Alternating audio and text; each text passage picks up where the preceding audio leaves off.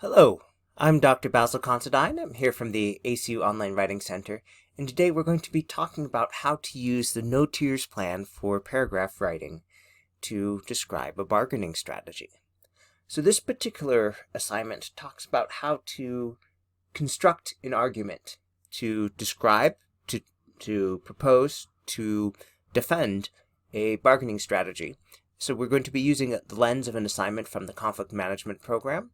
And with that, let us dive in with just a quick note that we do have all of our webinars now sorted into a course guide.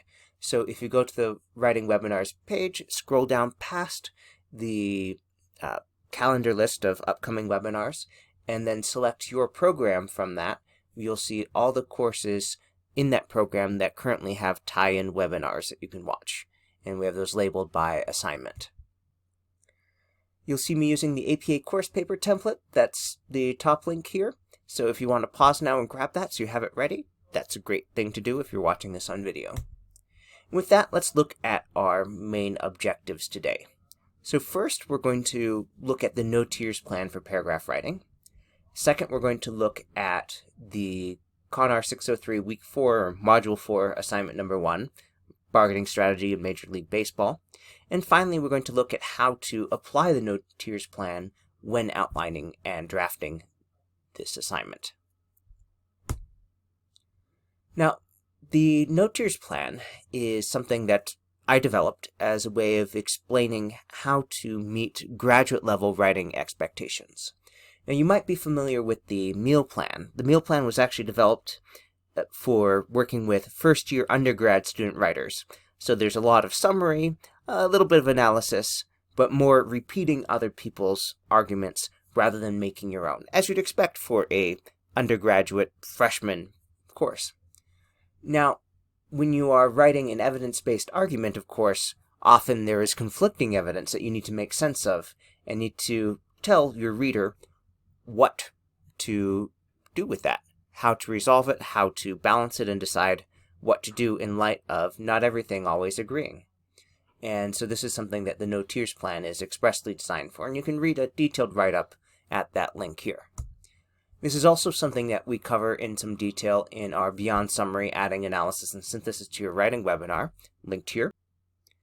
And if you'd like to see an example of synthesis being applied in a specific assignment involving case studies, we have this other related video, Synthesis and Consequences. And while that is dealing with an assignment specifically in the EDD, the Doctorate of Education Leadership program, it does illustrate the sorts of principles we're going to be talking about today. So if you watch this and say, okay, but I'd like a little bit more on this, watch this Synthesis and Consequences video. So the no tiers plan, in brief, it's a mnemonic standing for nothing omitted, topic sentence, evidence or argumentation, analysis, repeat as necessary, and synthesis. So as a formula for writing a graduate level paragraph, academic writing, scholarly writing. So that means we're going to start with the topic sentence, where you state what you're writing about in this paragraph, the claim that you're going to be convincing the reader of, if you will. Then you give evidence or argumentation to support that claim. Analyze it by discussing the evidence and how it connects to your topic. There may be things that make it especially important. You might be comparing it to other pieces of evidence that you've provided.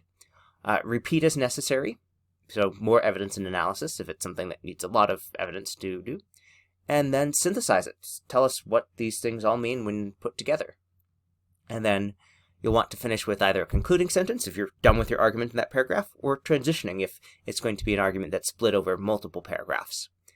And you'll do more transitioning sentences if you're writing something extended like a master's thesis or a doctoral dissertation, possibly a literature review.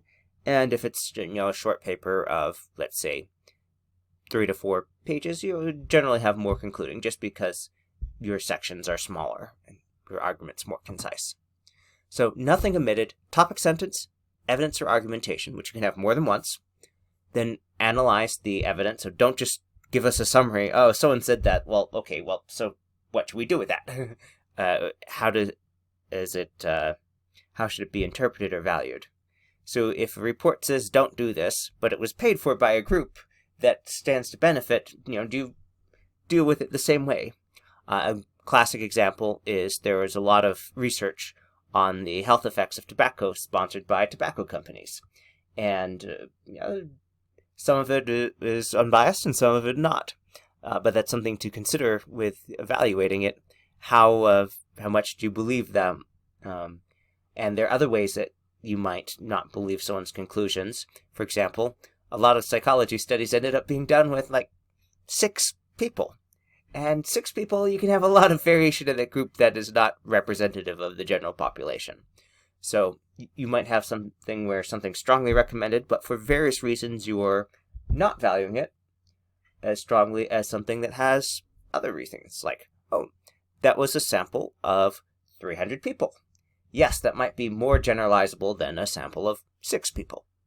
So that's some of the kinds of things you might talk about in the analysis of repeat. So, as necessary, sometimes the evidence you presented is strong enough, especially for citing something like meta-analysis, where they go and look at tons of different studies and pass judgment on it. Or you might need more if that kind of research hasn't been done yet or isn't available for your topic.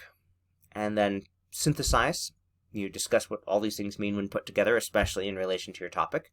And this is where you should be adding new information.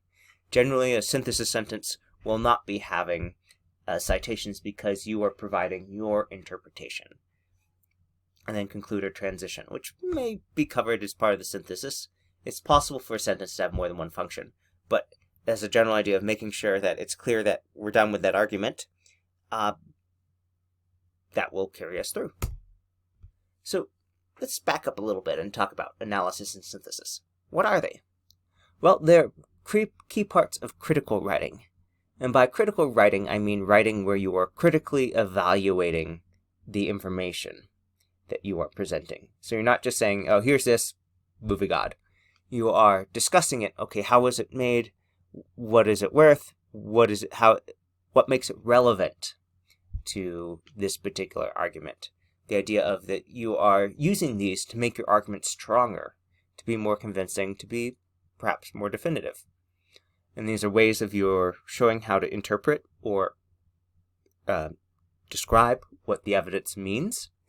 And when you're leaving them out, it's an easy way to lose points. And this is one of the things that faculty keep telling me time again and again. There's no synthesis here, or there's no analysis. It's just summary. And so they take points off. You might understand these more broadly as ways of walking the reader through how you understand, through how you're interpreting different pieces of evidence and argumentation, and showing how they relate. Now, in some types of writing, this is being done implicitly, where you say, okay, well, the reader's reasonably intelligent and educated. I'm not going to insult them by connecting the dots. But in APA style, this is something that must be written out. You must be explicit about it. Why? Because someone might come to a different conclusion than you if you don't write out the process and don't show them all the steps in your argument. So, although some writing styles will leave the analysis and synthesis up to the reader, not an APA style. If we focus in on analysis, this is where we're discussing evidence or argumentation. And so, moving beyond just presenting a summary, this is where you say, okay, there's this, and let's talk about important bits about it. And that often, not always, but often involves comparing different pieces of evidence and evaluating how they fit together or don't. So here's an example of a sentence without analysis. Research has shown that increased levels of self-awareness often result from self-leadership interventions in the workplace. Citation. So that's saying, oh, they said that. That is summary, no analysis. And then we have, according to Macedo 2018, the goals of self-leadership interventions should be explored further. Again, this is summary. It's summary that's using a quotation, but it's still summary. No analysis there. Now, if we were to add some analysis in different ways, research has shown that increased levels of self-awareness often result from self-leadership interventions in the workplace. This aligns with my own experience after training I hosted for local business owners. So this aligns as pointing out, oh, this is similar or the same to something I've observed myself. According to Macedo 2018, the goals of self-leadership and intervention should be explored further. My research will add to existing literature on the effects of such interventions in business leadership training programs. So that's saying how what you're working on connects to that previous literature. All right, so that's giving us critical context that helps us understand what these things mean and their significance. Some examples, in alignment with, that's a great signal phrase for indicating how this connects to previous stuff. In alignment with Achike 2014, Emmanuel 2015 discovered that COPD patients responded positively to the treatment over 1 year. Or this next one, Smith 2010 found that birth order and personality traits were connected.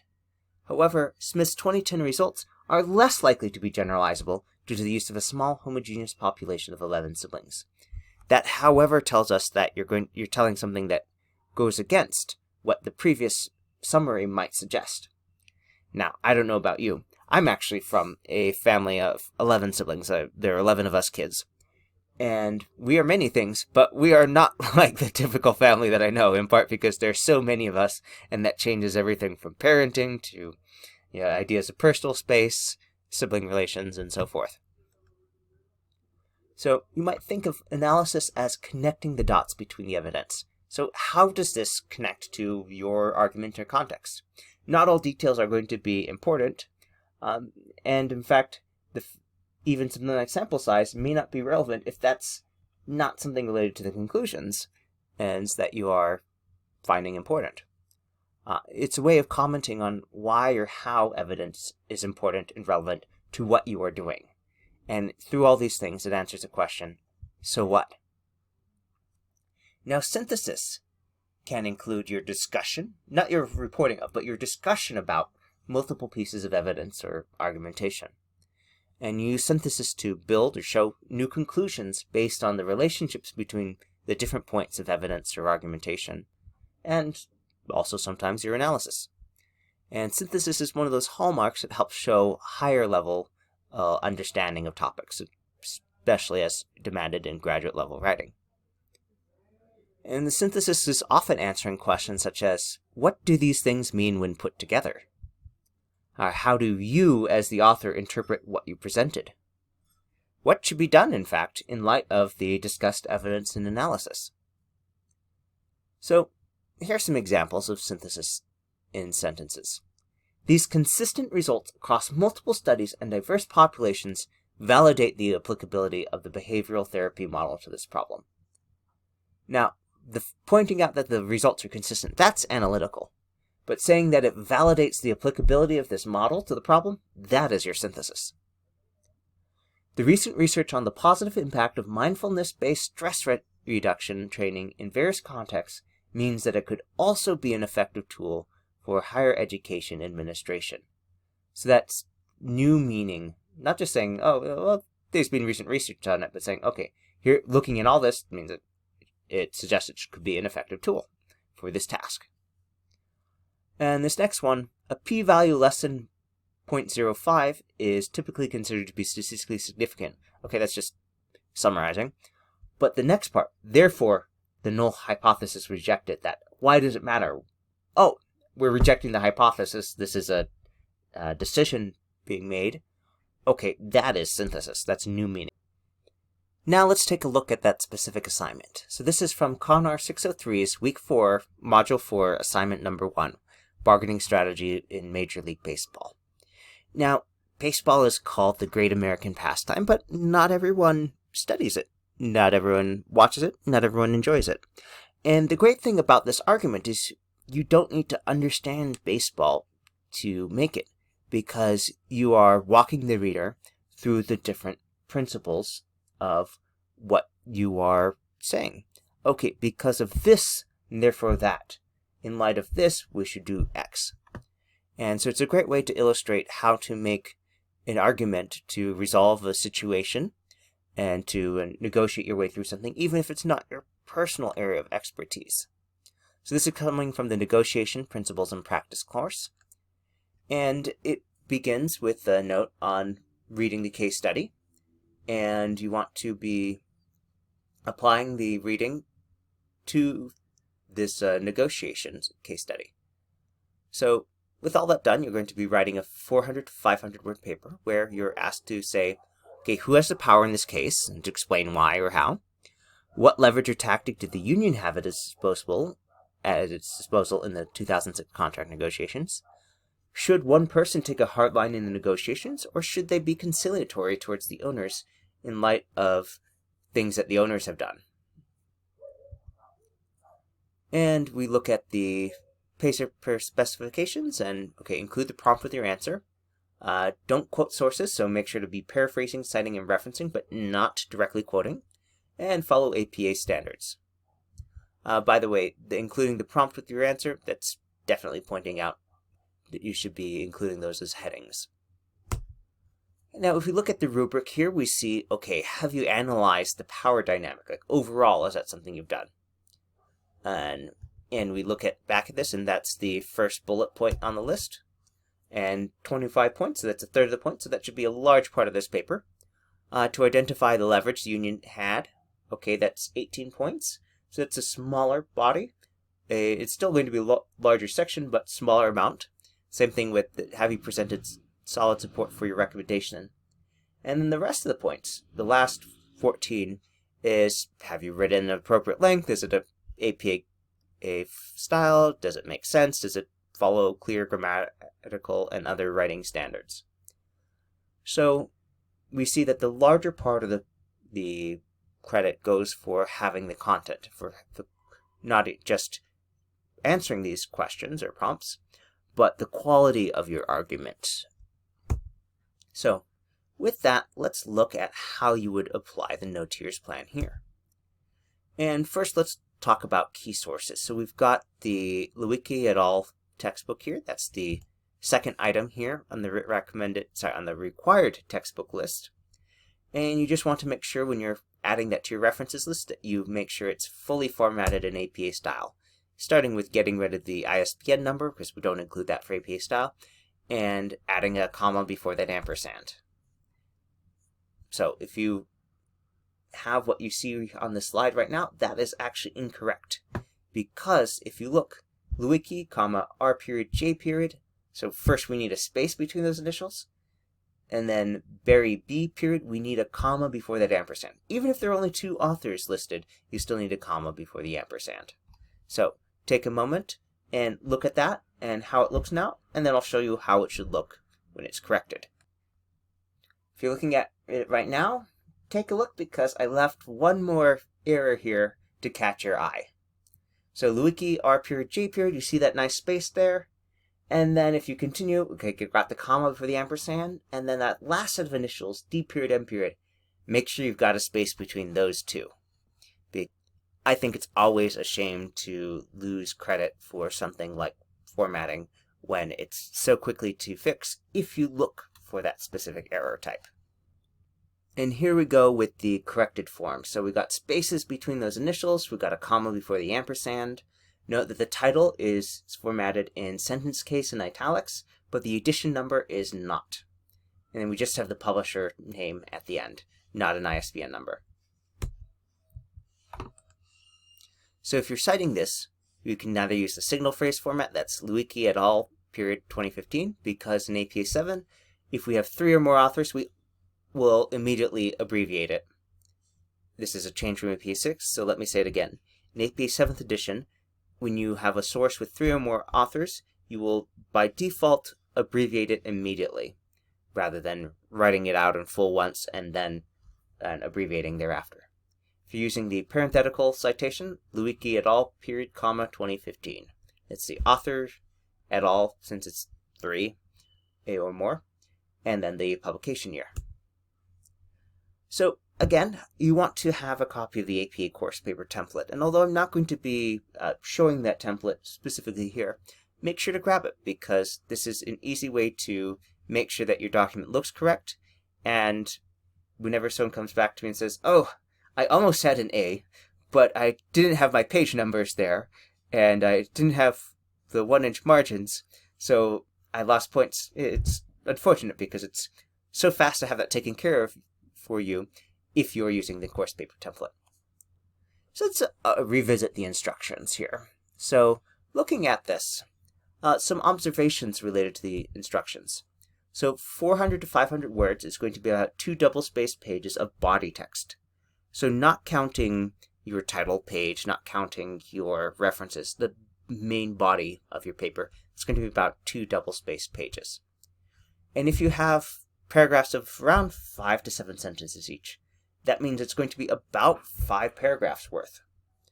So if you're thinking about this, you can see, all right, this is really actually matches up pretty well with the 5-paragraph essay, a format that you're probably familiar with from prior studies. So an introduction, and where you describe the key context, that would be, bargaining strategy in Major Baseball, this case study, okay, who's going on, what are they asking for, how long has this been problematic, etc.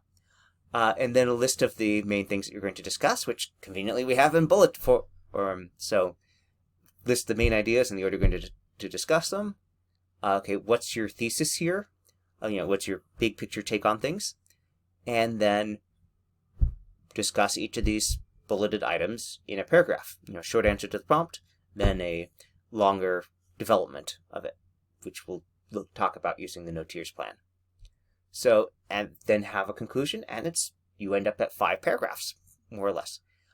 If you're going to have some additional discussion, like a longer paragraph or 2 paragraphs on one of these bullets, well, just looking at the rubric here, since the most points are going to analyzing the power dynamic, that would be the place. If you're going to have 2 paragraphs, have 2 paragraphs about that.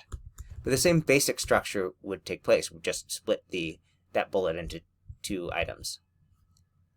With the paper specifications, keep in mind that, as I mentioned earlier, include the prompt is telling you to add headings that consist of the prompt text.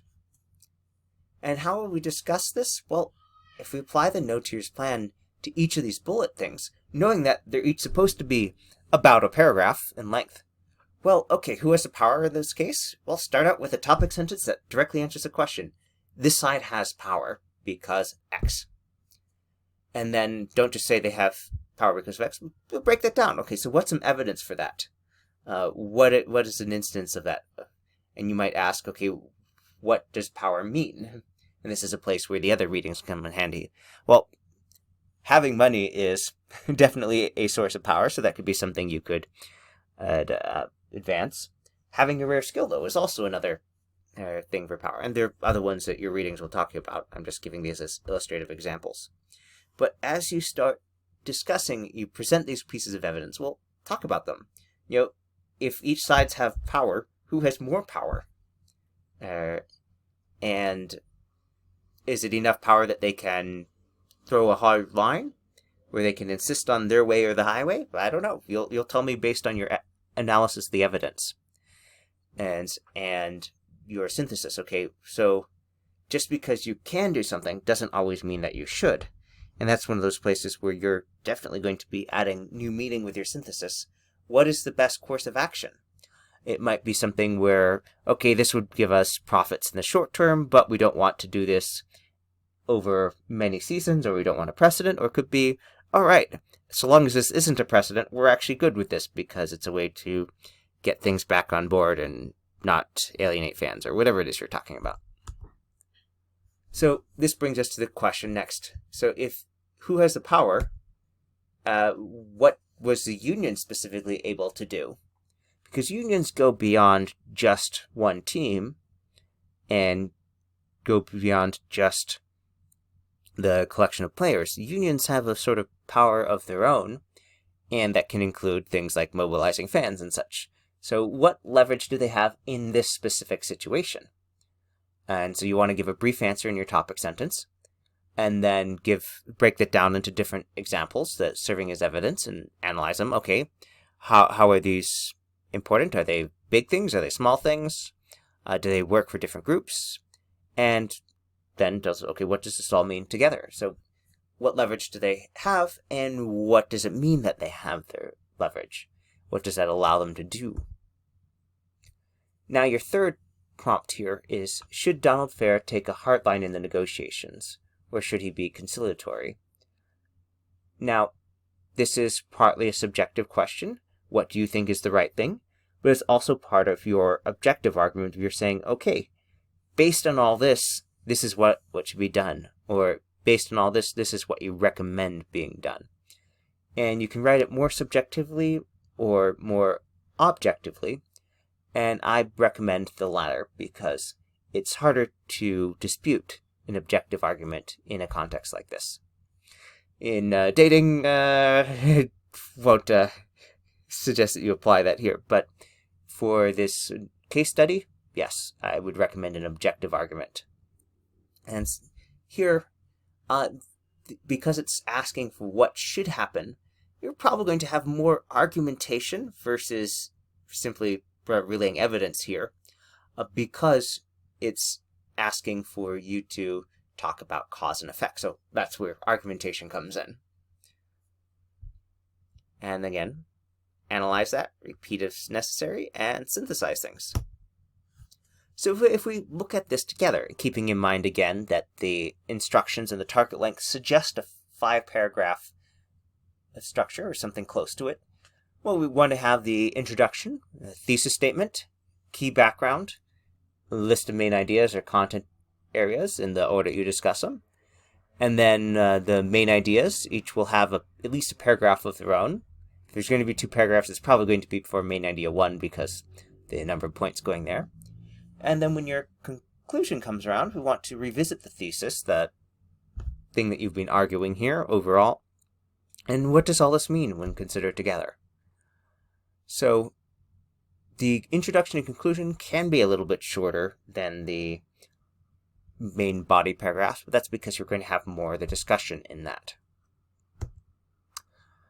This about wrap things up. Let's go ahead and do a quick recap of what we've discussed today.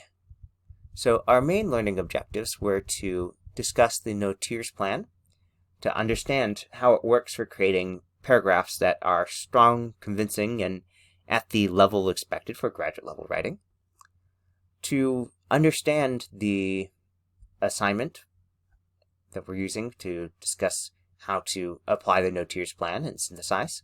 So this is the baseball negotiating assignment. Then we discussed how to specifically apply the no-tiers plan here. So with that said, let's talk about how to review your own work. So of course you want to go ahead and look through the rubric here. See, have you done everything here? But for that, does it exceed basic writing standards? So basic writing standards, is it clear how the argument is connecting? If you read in like, okay, that makes sense. Great. And that's going to be a lot through adding things like logical bridges that we discussed. So it's clear, oh, this leads to that, that connects to that. A lot of summary with no analysis or synthesis, not super helpful. But if you discuss the evidence, you evaluate it, you say this is what it means, that helps to take it to the point where it exceeds basic writing standards and gets full credit. So if you have any questions, feel free to email us at onlinewritingcenter@acu.edu. You can schedule an appointment online, visit the Online Writing Center website, and also sign up for an appointment for feedback on your draft. Thank you for watching this video, and we will catch you later.